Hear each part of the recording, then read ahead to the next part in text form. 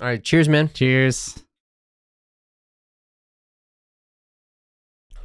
Oh yeah, this is what I was hoping it would be. Ooh, this is good. This is good. I like this. So- it's like it's his baseline. What do you mean? Baseline is in like it doesn't have any like wow flavors, but it's just really solid at what it does. It's a very rich sake, and so the reason why why I got this, I got to explain this because this is also leading into our topic for today. Is earlier this month, this is October, we're filming this. I was an MC at a wedding in Odaiba. Like MC Hammer, like stop hammer hammer time. Do. Can't touch this. No, no. So one of my former students is a wedding MC. Yeah, and the English support person quit suddenly, and she said, "Oh, I have a wedding coming up. Can you help?" So I said, "Yeah, sure." And the bride, it was an international wedding, and the bride is from Aichi. From I think where's this from? Okazaki City, and the father of the bride gave this sake as gifts to all of the American attendees, and I got one too. Yeah, and the reason why I was really happy about this because actually this is one of my favorite sake brands. Not this one in particular. There's a blue bottle that has only one rabbit on it, but that one is super sweet. I bought it once and I brought it to my family, so I thought I'd like to drink this with you. And because I was a wedding MC, I thought we could talk about weddings in Japan versus the United States. I think we talked about that a little bit in the past, but I think we can expand upon that. I feel like we can kind of touch upon them more. So first of all, we've both been married in Japan. We both had weddings in Japan. Yeah. What kind of a wedding did you have? I had a Shinto wedding. You had a Shinto wedding. Yeah. And I had a regular Western wedding because at that time I was a Christian and I belonged to a church. Full on God. Hello. No. We were Protestant. We were Baptist. We weren't Catholic, so we didn't do any of this stuff. Oh, okay. You were the lame Christians. Yeah, we were the lame Christians. Yeah. But the cool thing is that right across the street from my church was a wedding reception hall that my wife used to work at during college. For like her part-time job or whatever. So she ended up getting served by like a bunch of her friends because we had the reception there. Nice. But so for you, Austin, you had your Shinto wedding, you had a reception. Yeah. But have you attended weddings in the United States before? Oh, plenty. Yeah. So what do you feel like is the big difference between weddings in Japan versus the States? They're long. Which one? The Western weddings. Yeah, in the States, yeah. I haven't been to many Shinto weddings. So I'm just going off the experience of my wedding.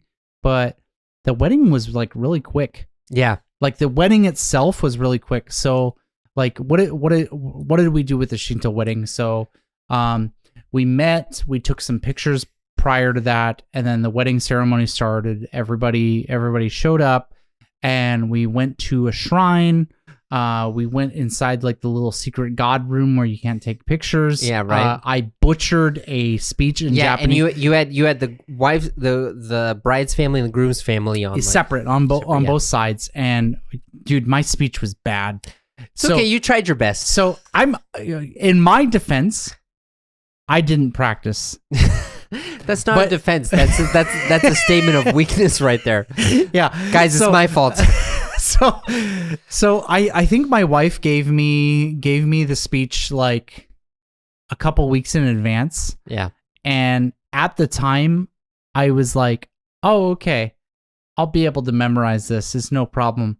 And then like the day came, didn't happen. Yeah. So I apologize for that because that was painful to get through. Like I felt everybody. Okay, it was cute, man. It was cute. I felt everybody reading looking the page at me like you had the hiragana on the side that you were reading. It was cute. Yeah, it was cute. It was bad. Yeah. But anyways, so yeah. So the bride's family, groom's family were separated in the room.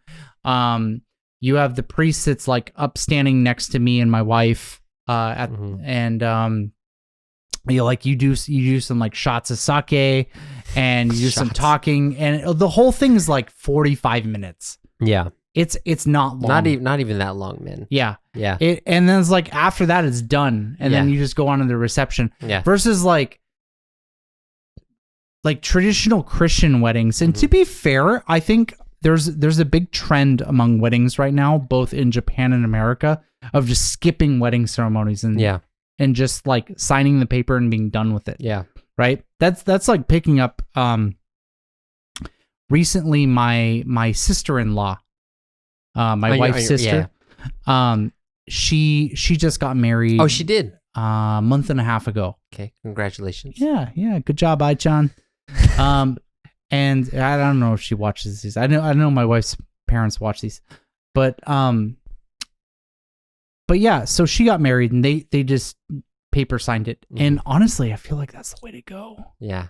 I feel like that's the way to go because weddings are really expensive. Yeah, I know. So although I feel like the majority of the cost comes from not the wedding ceremony itself, but from the reception, because that's when you have the food for all the people. Yeah. You know?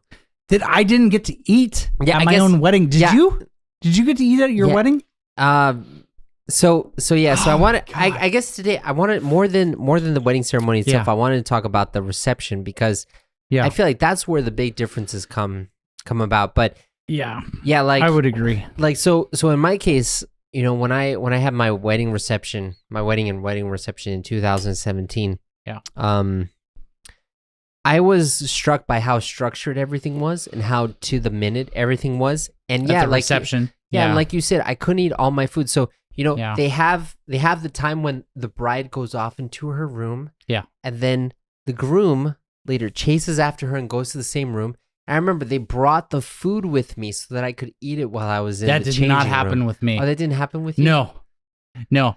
So here's how Japanese weddings work. Like at least with the wedding ceremony. So, everything's on like a 2 to 3 minute timer. Yeah. Right. And it's just like, all right, so we're going to start the reception and we're going to show like some quick clips of like the bride and groom growing up. And it's like they showed like some videos that showed like my wife and I as children and everything. And my wife and me. Wife and I. My wife get out of here. I'm going to stick by my words. Don't you correct me. Sorry, man. It's a pet peeve of mine. So then the doors open and there we are. And it's like, now pronounce Mr. and Mrs. Miller. Yep. My wife took my last name. That's becoming less and less common these days, by the way. It is. Especially here in Japan as a foreigner, like the Japanese person is put at a severe disadvantage.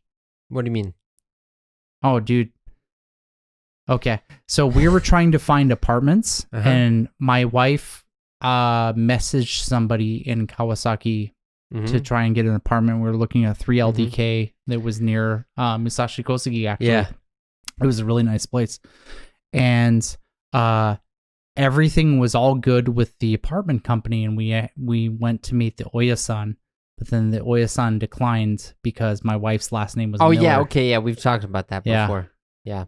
So you're put at a disadvantage taking a foreign name. Yeah, if you're in Kokusai Kekkon, yeah. Because even if you have a Japanese name, like my wife's name is Yui, and even if you have a Japanese name, the fact that you are married to a foreigner is already like a red flag for Oya-san. They're like, oh, these foreigners, they don't pay their rent. It's like, well, dude, by the way, I just want to talk about, so because we talked about that in our episode about racism in Japan, and on my main channel, you know, the Uconnect channel, we got so much flack for that, where people are like, なんか別にその外国人はルール守れないから、なんか当然じゃないとか。I don't care, because it's like you know, look, I'm gonna be honest with you. Being Japanese and talking about racism in Japan is the same as me being white and talking about racism in America. Well, also, you know what I mean? I just want to tell people like about the whole thing about like causing problems and stuff. So there are not many foreigners who live in this apartment complex where we're filming right now. Yeah. And the trash is always a shit show. Yeah. Like people throw away trash on days that they shouldn't do, and there's always crap happening in the trash area. And I'm telling you, it's not the foreigners who are doing it, because I'm the only foreigner here. Yeah. You know. Yeah. It's So just- that's the thing. It's we're talking about weddings and stuff, but I'll go off on a small tangent about the drinking in Shibuya ban, yeah. because I am a person who frequently, well, not usually so much these days, but frequently before I would frequently go out drinking in Shibuya. Mm-hmm.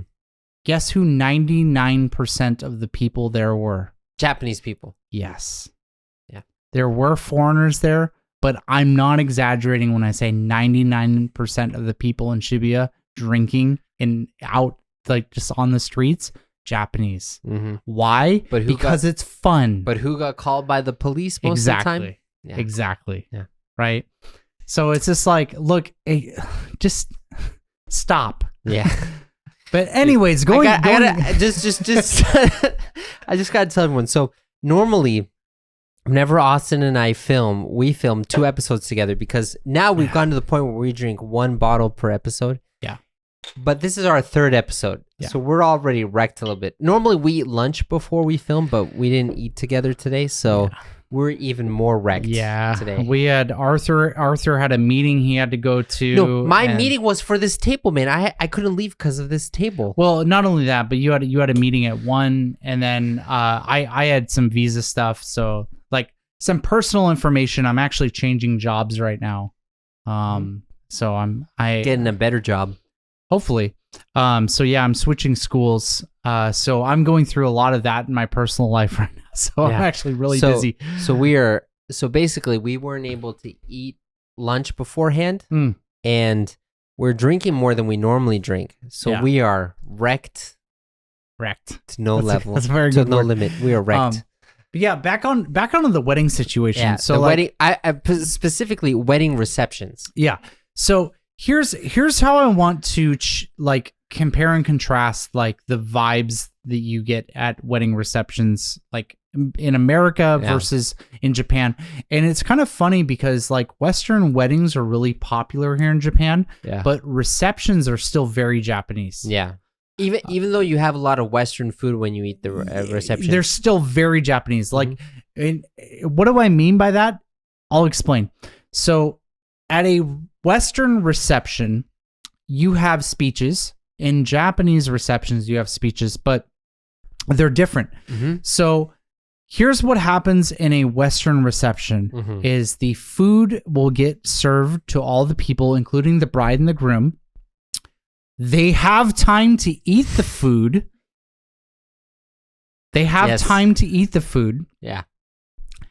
After a reasonable amount of time goes by, speeches will start at a Western wedding. Yeah. And, right? And to be honest, a lot of times some of the speeches are decided, but some people can also just give speeches when they want to give speeches. Yes. Which was something that was really unique at my wedding because my friend David kind of handled that. He kind of wrestled the mic from from the MC at our wedding, and just like they kind of went through and did that. That was very nice. Yeah, he talked to random people at it was really great, and it ended up being like really heartfelt. Like my host mom was able to make a really like heartfelt message, and so there's a lot of like random speeches that goes by, and at that time, like the pacing is kind of whatever.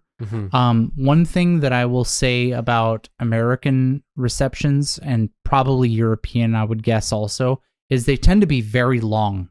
Yeah. They tend to be very, very long. They go into the night. Yeah.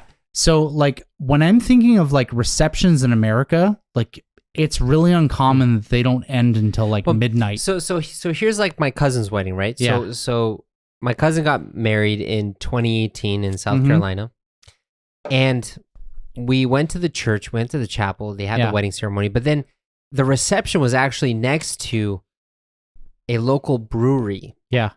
And they had tents open. Yeah. And we didn't actually have chairs and tables where we could sit and eat food. Yeah. It was a bar and like a buffet where we could get whatever we wanted. We would like eat while we were going, but there was always music playing. People were dancing, and it went until just no one saw that. So Komin, actually, It's underneath okay. the sink, there's paper towels, so you It's can all right. get that. Don't worry. This is the 3rd episode. Forgive me. Yeah. So, but the thing is that there was actually a long period of dancing where, the bride would normally dance with her father and then she'd dance with her husband, Yeah. and then everyone would dance after that. It's kind of like decided in American weddings. But yeah, in Japan, there's no dancing. And at the wedding where I did the MC at, it was like a clear cut 2 hours because there was another reception coming after it, Yeah. So I feel like in Japan, it's much more cookie cutter and it's much more, okay, we have your planned experience. Okay, this planned experience has finished. The time is over. Goodbye. Yeah. Okay, let's have the other one. And it actually kind of goes, like one thing when I first came here that I wasn't used to is that at a lot of restaurants, they'll have like a time limit where they'll say, oh, you can go until 90 minutes. And then once 90 minutes is hit, you leave. Bye-bye. Yeah. Whereas in the States too, at closing time, you can finish. But then in Europe, it's actually not uncommon for you when you're at a bar with someone to go a couple hours over closing time and the people just wait until you're done and then you leave whenever you want, Yeah.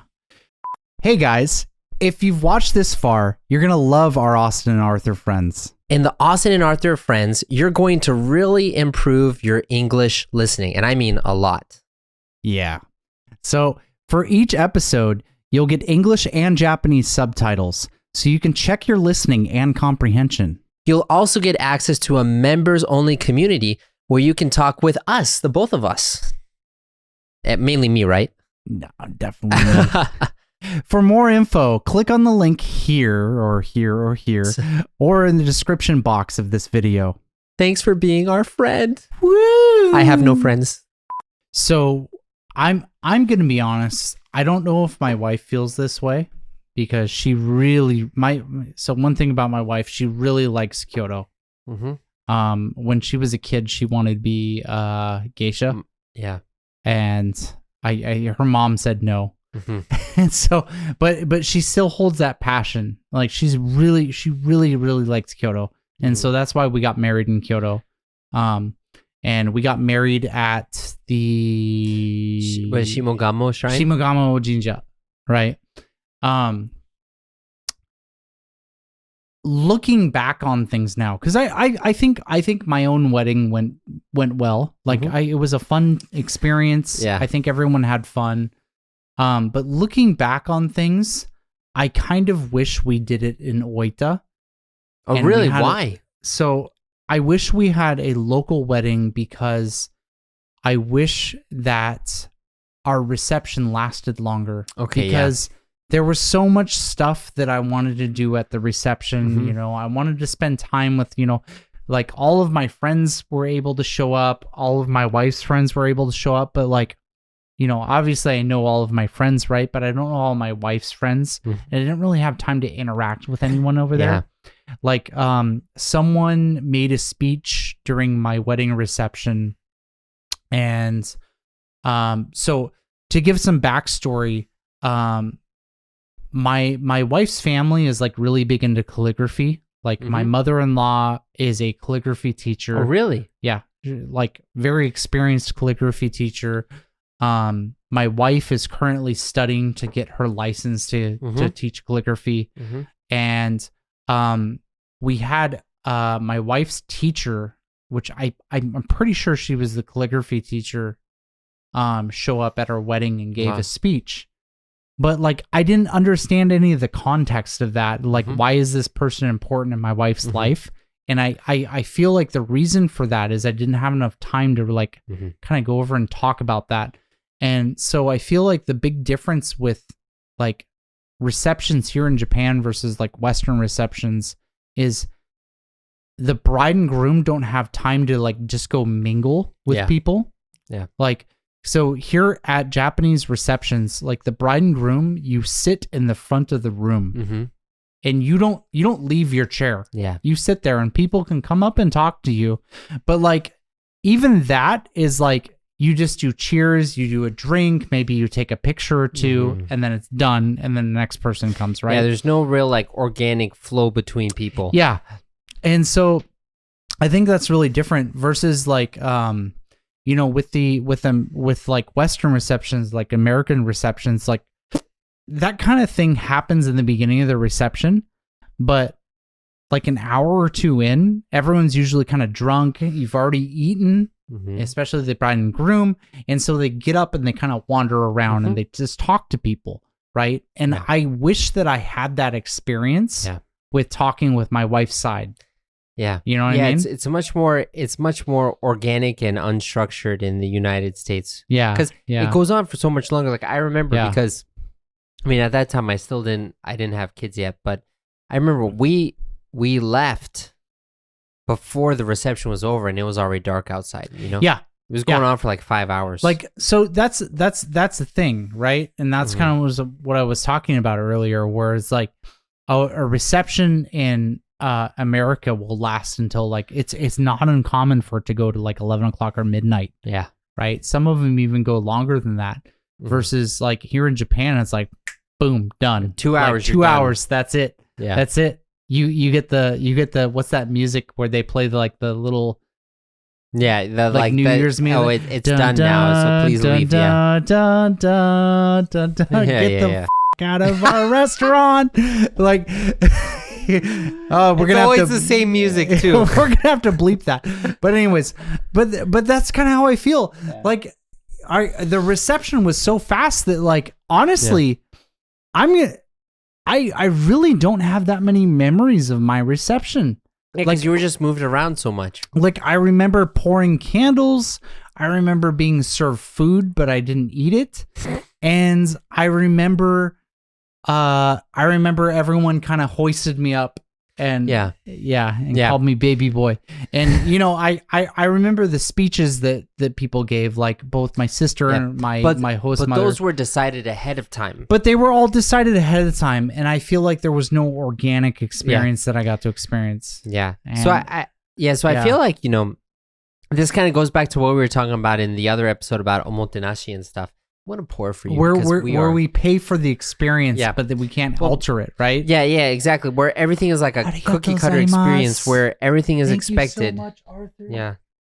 Yeah. Well, it goes back to like, would you rather be treated like a human and get a on average lower level of service, or would you rather be treated like a robot and get a higher level of experience on average? Whereas I feel like in America, when you get really good service, it's like the best ever, but the average service that you get is actually lower than what you get in Japan. Oh, yeah, unquestionably. Yeah.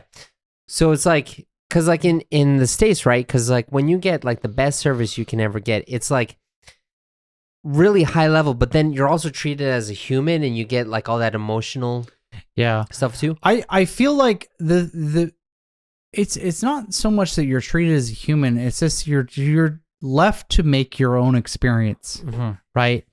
And that can be good for some people and that can be bad for some people. For somebody like me, I want to make my own experience. Like I have no problem making friends. I can go and do that. But some people, and this isn't a disadvantage, you're just a different person, but some people are not good at that. And they need to pay for that experience. And so I feel like they would be more successful in like, you know, a Japanese style reception. Yeah. Right. And it's honestly, at the end of the day, I don't think either is better than the other. I think there's advantages and disadvantages of the other. Some of the advantages of a Japanese style reception is like, look, here's the thing. The bride and groom don't have to decide anything. It's all decided for you. We paid our paycheck, which was very expensive, by the way. We paid our paycheck to the wedding company, and they planned everything. The only thing myself and my wife had to plan was what kind of cake we wanted, what kind of food we wanted, which I didn't get to eat. By the way, I really want to try that. There was some amazing steak at my wedding. They didn't bring it to your like changing room? No, well, they brought it to us at the front. I just never had time to eat it, and it's like it never got brought. I wanted to try that steak because it pisses me off. So Japan has the best steak. They're so good. So we had really high quality steak served at my wedding. It was really good. We had really high quality because I know. Because I went a year before our wedding and we tried all the food. Yeah. And it was like trying to make sure that like, okay, we want this served. Because I made sure that fish wasn't served at our wedding. Right, because you don't like I fish. hate fish. So I was like, no, I want steak. And there's like, okay, cool. We'll have some Wagyu steak made up. And then it's like, I tried it like a year before the wedding. I was like, oh, this is damn good. Yeah. All right. And then you couldn't eat it on the day. And I couldn't eat it. Oh, I'm so angry. It was so good. But anyways, so I feel like if you're the kind of person who you just really want to schedule because you know, maybe you feel uncomfortable. Like, okay, I'll tell you the type of person. If you're the type of person who feels uncomfortable when there's a quiet moment with your friend, I think a Japanese style wedding would be best. Yeah, I feel like this is gonna sound horrible, but like Japan is the country for like people with social anxiety or autism, and it just works so well. Sure. Yeah. Yeah. Because like when you work out of the cookie cutter mode and you're like, I have to figure out what I'm doing by myself. Yeah. Like I'm stressing out. You don't have to worry about that in Japan. Yeah. Yeah. I mean, it's the same thing with like hunting for a job right now, which is what I'm doing right now. It's like so many people go through a company, and I'd rather be dead than go through a company. Yeah, you just do it by yourself. Yeah, you just do it by yourself, man. Like I've made a social network. I'll talk to people. Yeah. And I'll get a job through that. Like, that's just how it's going to be. That's the organic way. Yeah, you know? Right. But you know, I feel like there's so many people here in Japan that don't feel comfortable because they just grew up in that's just not how they live their life. So it was kind of, you know, going back to like our previous episode about ryokan and like motenashi, where it's like having that structure makes a person feel safe. And when a person feels safe, they show their real self. Yeah. You know what I mean? And so I think that having that structure, you're able to show your real self. Yeah.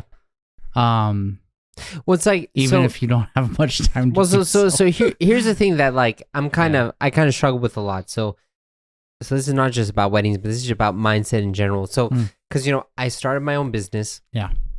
I don't have a boss. Yeah. I kind of live on my own.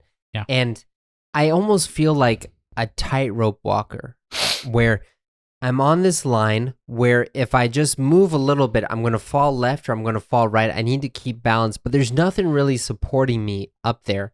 Yeah. And it's really exhausting a lot of the time because I need to be engaged and I need to think about, okay, what am I going to do? Whereas like if you have other people supporting you, you don't need to think about this stuff. You can just kind of move forward, you know? You know, that is something that I think is really funny about you and I. Yeah. Because like I'm going to simplify things, and it's not exactly this way, but like generally speaking, you're like very into embracing Japanese culture. Yeah. And I'm not. Yeah. I love Japan, but I want to be American. Yeah. I don't want it to become Japanese. Yeah. But you're in many ways, you want to become Japanese. However, I'm the salary man. Yeah. You're the entrepreneur. Yeah. Well, I think it's because that creates a balance because like in my work, I am insecure, and in your work, you're more secure. Yeah. So that outside of your work, you want to be less secure, but I want to be more secure so that I can focus on my insecure work. So it kind of balances everything out, It really does, right? Yeah. So that's why I'm like, I want to be Japanese. I want to just live life here, you know. But yeah, it's funny because like a lot of people talk about like, oh, Japanese culture is so much better than American culture. But the truth is that if you're your own man and you want to make your own decisions, you want to lead your own life, you want to have that kind of entrepreneurial spirit, I think America is better for you. But if you if you want to focus on something specific and you want to kind of give everything else to like society, then Japan is a much better place for you. Yeah, I would agree. Yeah. I would agree. Cool. So I feel like we've talked a lot about this, man. This is our 3rd episode. I'm so my wrecked, God. man.